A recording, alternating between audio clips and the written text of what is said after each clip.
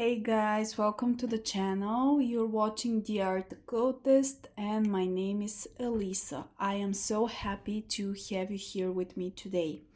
Today I am coming to you with a new tarot deck for the community, and it is I actually still haven't decided on the actual hashtag, but you will see it from the title of this video. So yeah, the idea behind this video is I want to show different parts of myself with tarot decks in my collection and match those two things.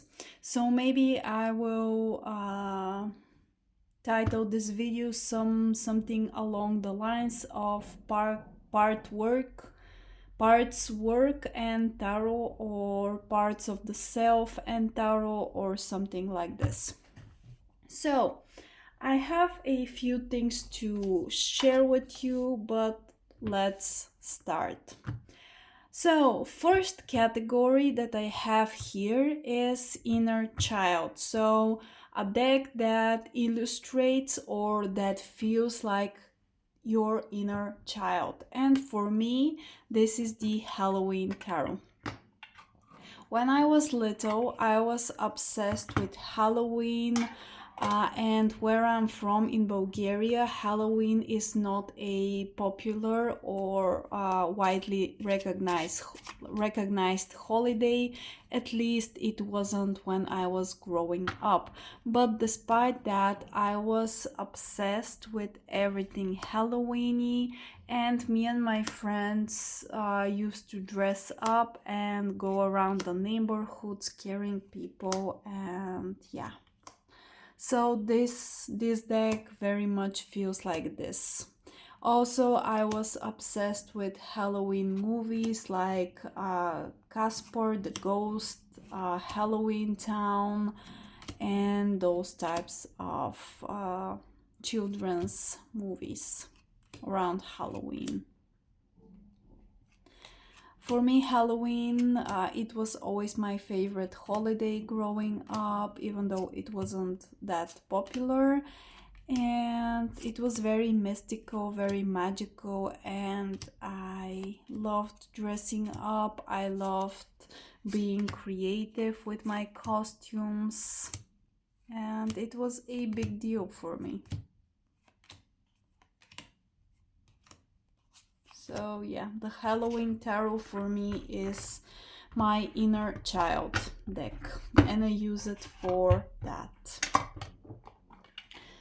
Next, the next category is your inner teenager, and for me, the perfect deck to illustrate my inner teenager is the Buffy the Vampire Slayer Tarot, because when I was a teenager, I was obsessed with vampires, vampire everything, movies, books, everything, TV series. And to be quite honest, I didn't have the easiest childhood and teenage years in terms of my family home dynamic. I was dealing with a lot, and Buffy specifically was a comfort show for me. It was a escape from my reality, from my daily life. And I've rewatched this show numerous times in my teenage years and as an adult as well. And this deck perfectly illustrates the majority of my time as a teenager and the obsession that I had with vampires. And also, this show in particular, as I mentioned, provided comfort for me. So yeah, Buffy the Vampire Slayer Tarot. I actually really like this deck in terms of the choices, the characters, and how they match them with the tarot structure. I really like the artwork. I think that this deck is very well done. I have the first edition and the guidebook is all messed up, but it doesn't really matter to me because I know the show by heart, I know the characters, the scenes, and this deck is just something that brings me a lot of joy and comfort. And it's, if I ever want to communicate with my inner teenager, this is the deck that I go to. Okay, the next deck is my inner teenage witch, because I started my spiritual practice when I was a teenager, and I started out with Wicca because it was the only available thing for me. It was the only thing that I could find that was alternative spiritual path to the Orthodox Christianity that's very prevalent in Bulgaria. So I started out with Wicca, and my inner teenage witch would have loved the Everyday Witch Tarot. So I associate this deck with my inner teenager witch and the beginning of my spiritual path. And yeah, this is a very cheesy 90s type of witchcraft. I started with a book by Silver Raven Wolf, Wicca for Teenagers or something like this. It is a very cheesy 90s witchcraft, Wicca, but it is part of my life, of my upbringing, and this deck brings me straight back to those those earlier formative years of my spiritual practice. It feels magical. It reminds me of the magic that I discovered, that the first time that I actually called myself a witch, the power that I felt, the mystery, the magic, the potency. So yeah, this deck holds a pretty special place in my heart, and I am never parting with it. And I love the nostalgia that I feel whenever I experience those images, whenever I read with this deck.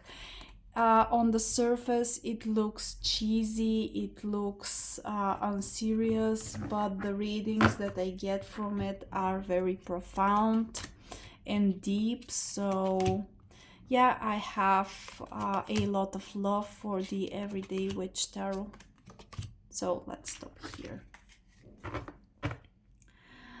Okay, so the next category that I want to share with you is a bit different, because for the majority of my life I've been struggling with mental health issues, with depression. There was a point in my life where I was abusing alcohol, I was drinking way too much every single day. And this next deck that I'm going to show you illustrates that emotional and mental state that I've experienced so many times throughout the years. This may not apply to you if you've never struggled with mental health issues or any type of addiction. Feel free to skip, and actually feel free to create your own categories if you want to participate in this hashtag. But this is something that was very prevalent in my life for a lot of years. So the deck that illustrates my mental health struggles, my addictions, and how I experience those things inside of myself. And for this I have the Tarot Oscuro. There's some nudity in this deck, just so you know, but it is artistic in nature, so I don't think that there's going to be a problem with that. But yeah, when I was drinking a lot and when I was deep in my depression. This is how my inner scape looked like. This is how I felt. This deck is a very dark deck in my opinion. It's very surreal and not in the best way. It portrays that inner landscape that I was going through when I was mentally unwell or when I was abusing alcohol. And those are very real struggles, you guys. And this deck, for whatever reason, captures that energy and that experience very well for me. Basically, it illustrates the energy that I was in, that I was moving through when I was having those struggles. But despite that, the deck is very pretty in its own way. It's very well made. The artistry is on point. But yeah, I associate it with this dark period of my life, and I keep it for like a reminder of the hardships that I overcame and that actually I am on the other side. It serves to me as a great reminder of my struggles, my path, and the fact that I'm still here. So yeah, Tarot Oscuro.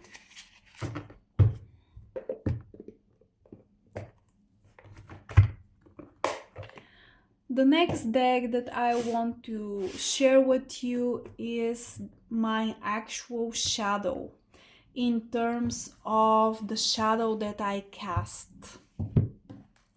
Not in terms of shadow work, but the shadow that you cast. You can think about this prompt as legacy, what you are leaving behind, the thing that is always beside you that you are going to leave behind. So the shadow that you cast, and not in a bad way.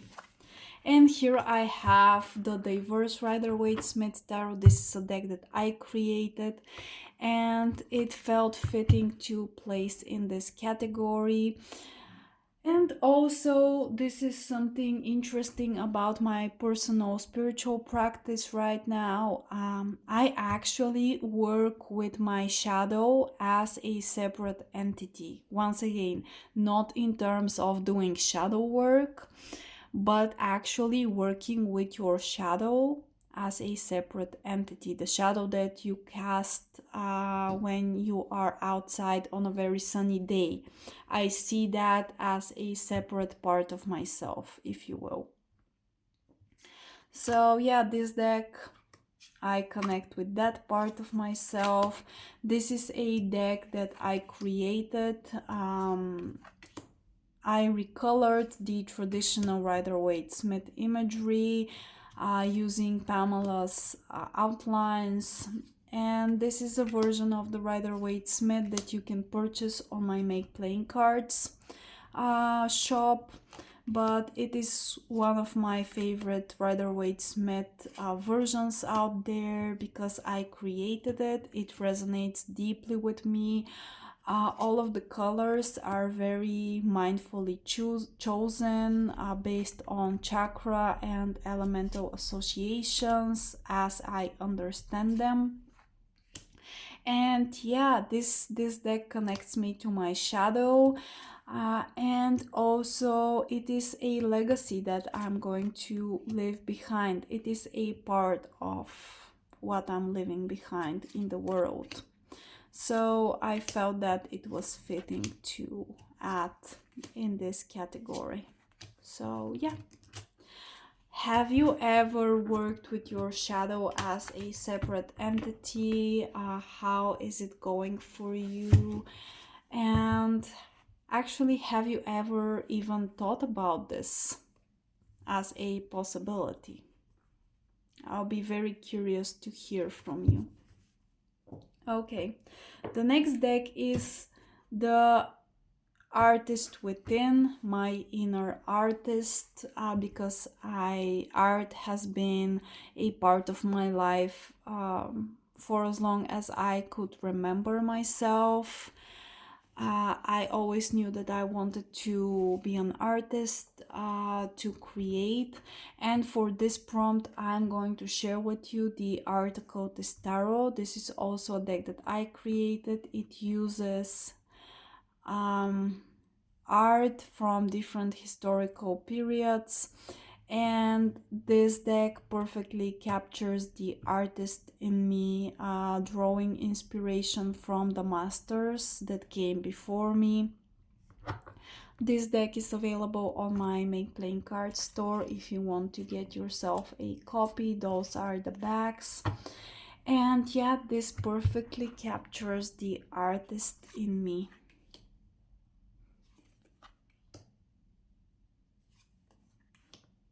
And to be quite honest, I believe that we are all capable of creating and being artists, but to some of us, it comes more naturally. We feel more inclined to engage with our creativity, but that doesn't mean that we are more than other people. I truly believe that every person has the ability to create, every person has the innate ability to connect to the divine, and it is just a matter of personal choice whether or not we engage with those parts of ourselves. But yeah, the Art Occultist Tarot is a great illustration of the artist inside of myself and the inspiration that I draw from, etc.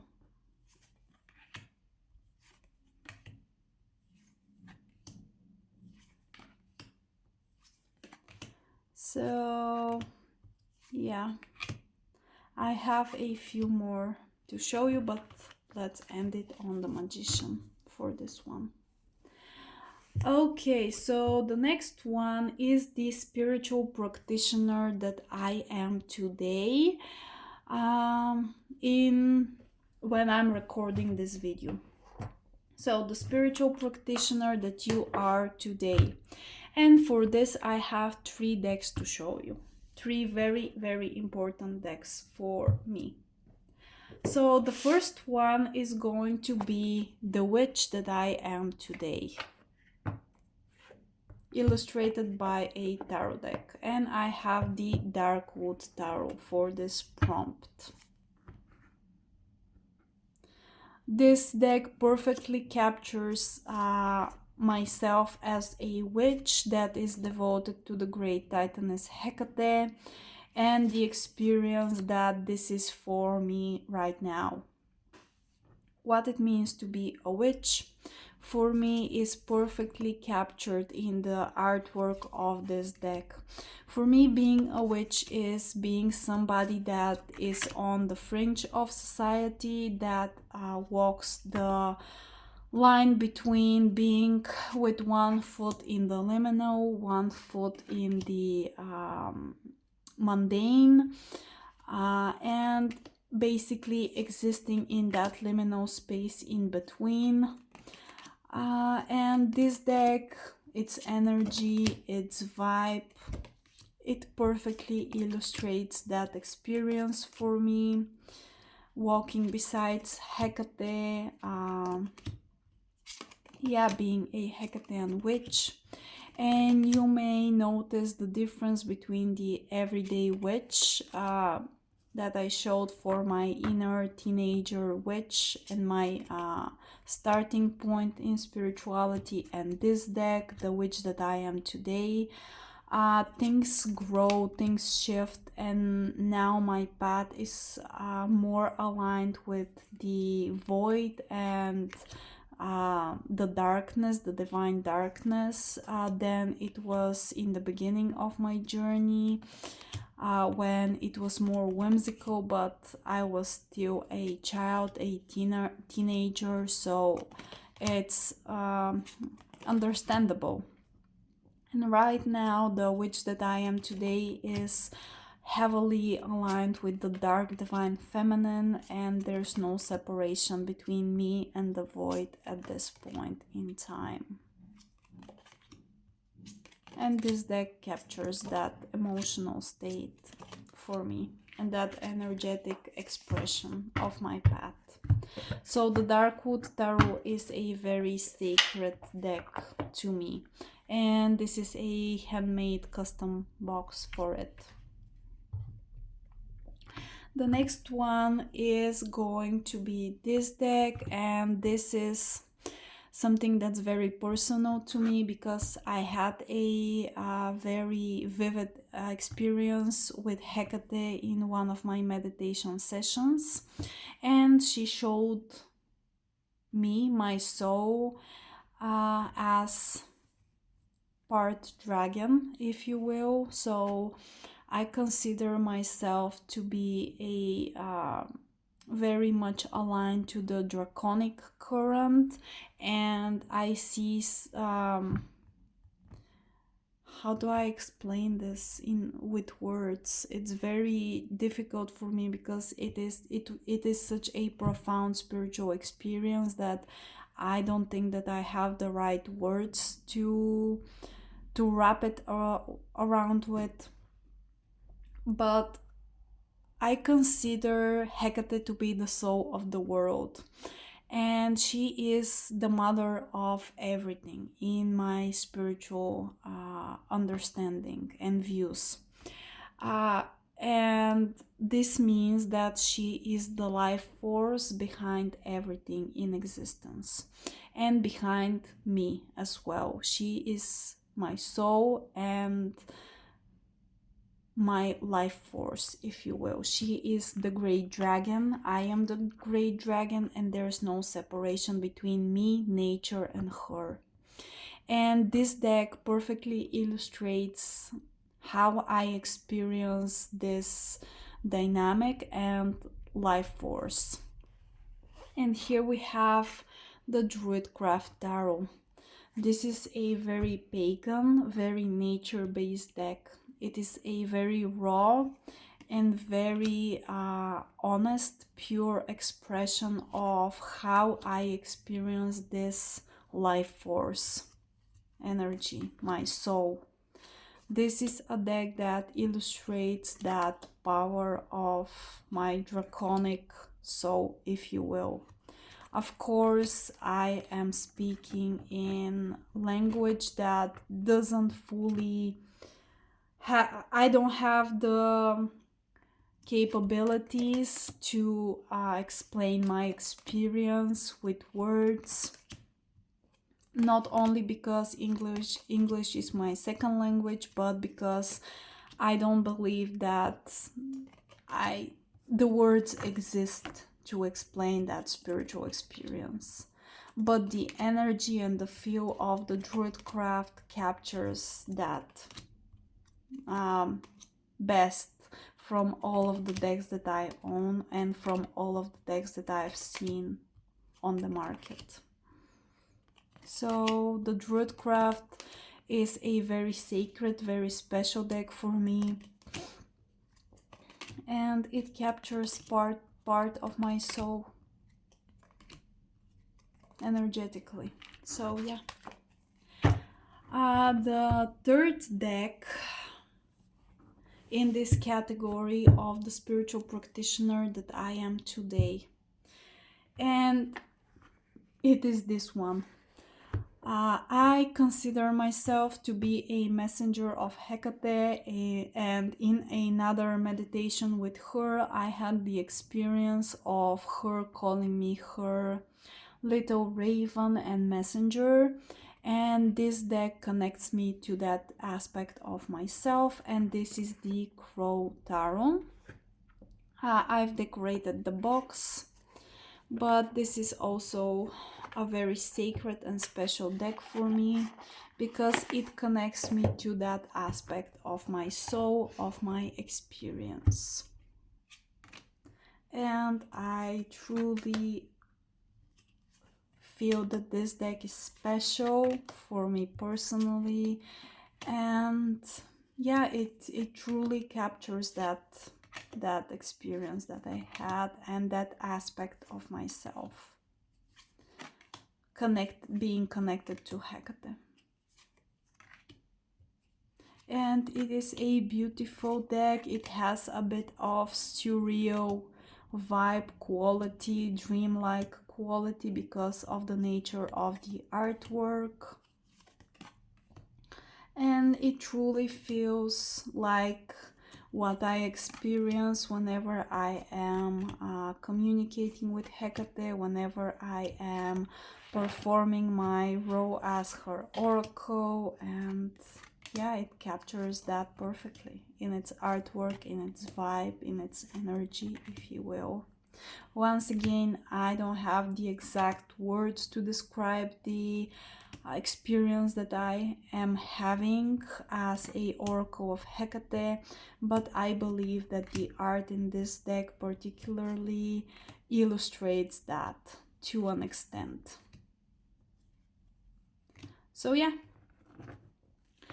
And I have one more deck to share with you, and this part of me, the last part that I'm going to speak about, is the part of being a professional reader, because I am, and it is something that I do on a very regular basis. I read for other people professionally. And the deck that I want to share with you is my trusted Rider-Waite-Smith Tarot. This is the classic black bag by US Games. This is their plastic version. This is my preferred deck to read for other people. And being a professional tarot reader, I truly believe that this is the best deck to read for the public with.